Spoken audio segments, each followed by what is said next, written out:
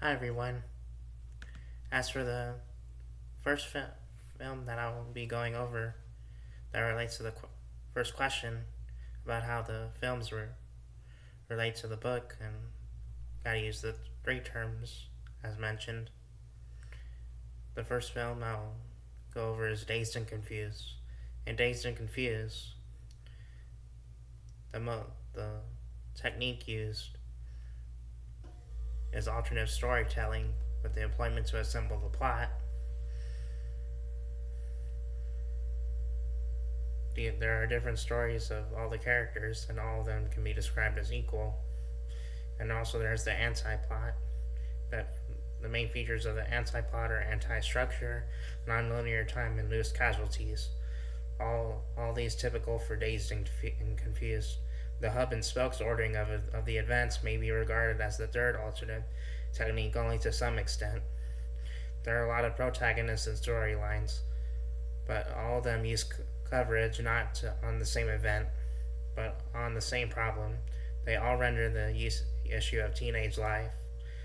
One more important technique concerns the usage of music. The characters are disclosed through the special music chosen for every particular protagonist.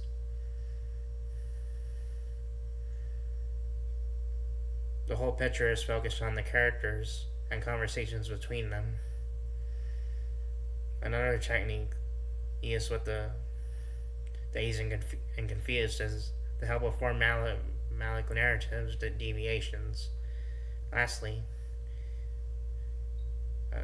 the other technique used that I'll be going over is the creation of a unique feeling that somebody is constantly watching through their no adults control the teenagers, which is basically the description right there. And the next film I'll be going over is Moonlight.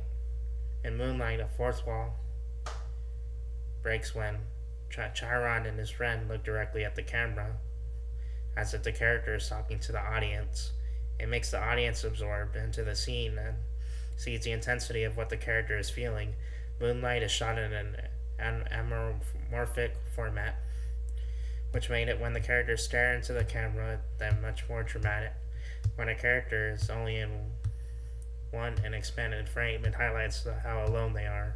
Many of Moonlight's moving moments happen when actors look directly into the lens, letting the audience look into the character's eyes and have a deeper emotional connection within the characters.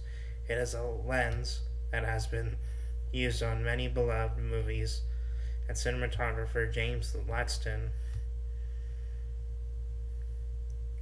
used Moonlight in a way that he said, maybe subconsciously we choose Moonlight in an effort to depict this community in a brand new light.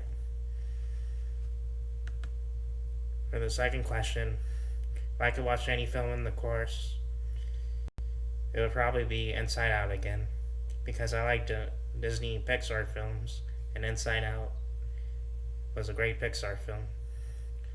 It had a great plot, narrative, and the characters I can feel like I could connect with them in some way. My favorite film of this semester was probably Forrest Gump, because of the scenes with the history behind them. Although they were fictional, with the main character Forrest. And my least favorite film would probably be Moonrise Kingdom, because I didn't really get the plot too much of it. It was between that one or Idiocracy that I didn't really like too much because of the plot structure that I didn't really seem to understand too much. Lastly, the fourth question: how do I think I'll continue to use media, film, and culture in my life moving forward? Is by using it to analyze new movies that I watch with the techniques used in our book and engaging cinema. And I'll also use film and culture to highlight what makes a film great using the techniques that we've gone over in the lectures. And also, I use it for history courses if I take any more in my college career. because relating films to history, such as Birth of a Nation and Forrest Gump, they can be used as examples of how the history behind those films can make an impact on the rest of the world.